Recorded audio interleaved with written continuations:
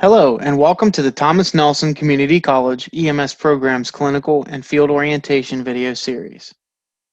In this segment, we will show you how to sign up for your field and clinical shifts using the FISDAP website. The first website you need to visit is your JB Learning homepage and sign into your account.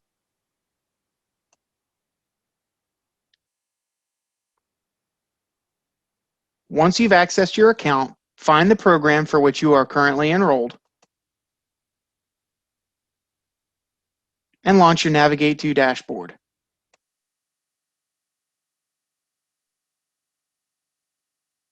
Once on the Navigate to dashboard, in the upper right-hand corner, click the FISDAP hot link to open up your FISDAP account. Once you've logged into your FISDAP account, you will need to access the scheduler. Remember, you cannot sign up for clinical or field shifts until you've been signed off by your clinical coordinator as having turned in all of your clinical compliance items that were covered in an earlier video in this series.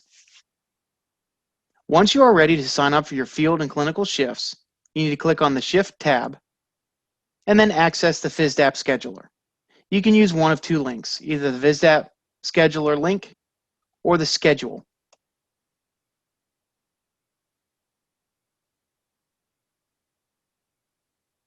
Either one of those links will bring you up to this calendar page. At the top, you will notice three hot link buttons. We will cover the field shift one in just a little bit.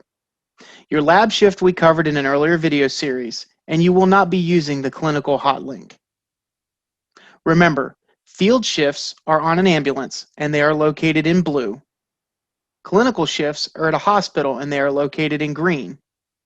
And your lab shifts assigned by your instructors are located in yellow.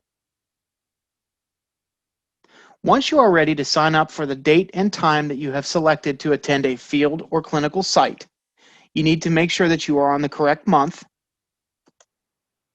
by hitting the Navigate keys.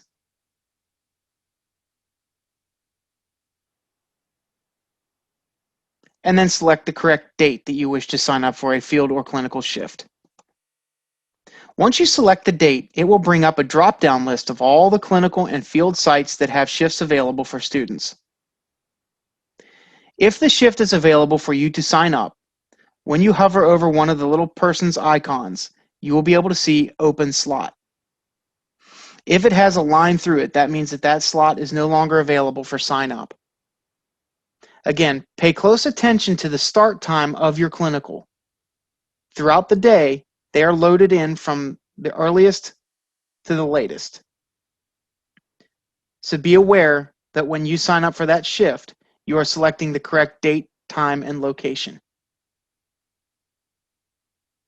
Once you are ready to select a shift, you will click on the link, and it will bring a different drop-down box. Yours is going to look slightly different than mine as I'm an instructor. You will have a sign up for this shift hot link right where mine says assign and drop. Once you click on that sign up for this shift, it will give you a confirmation as to whether or not you want to sign up for this date, time, and location. If you are sure that this is the one you want to select, then confirm your selection. Once you do, the icon will now have your name next to it. You will do this for all clinical sites and field sites throughout the rest of your program. If you wish to filter out a certain department or section of a hospital that you wish to work, you can do so by filtering it. Click on the Scheduler Filters and bring the drop-down boxes. You'll then be able to select the site you wish to narrow your field.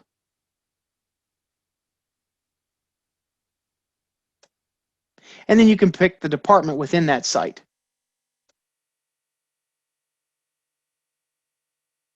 It will now let you see available shifts for you to sign up for.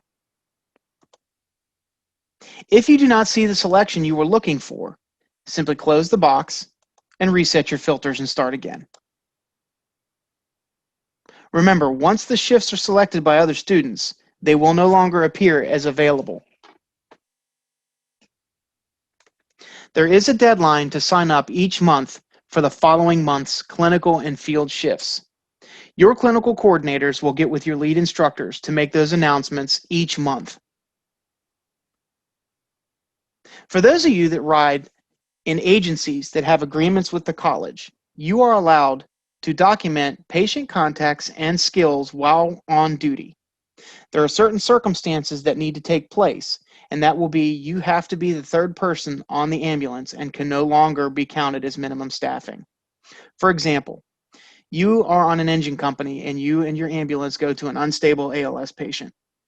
While there, you are able to perform several skills and do a patient contact. You will now ride in with the ambulance as long as you have a paramedic preceptor with you. That paramedic will then sign off on your competencies that you performed during that shift. To document such a shift, you will need to go to your skills in patient care,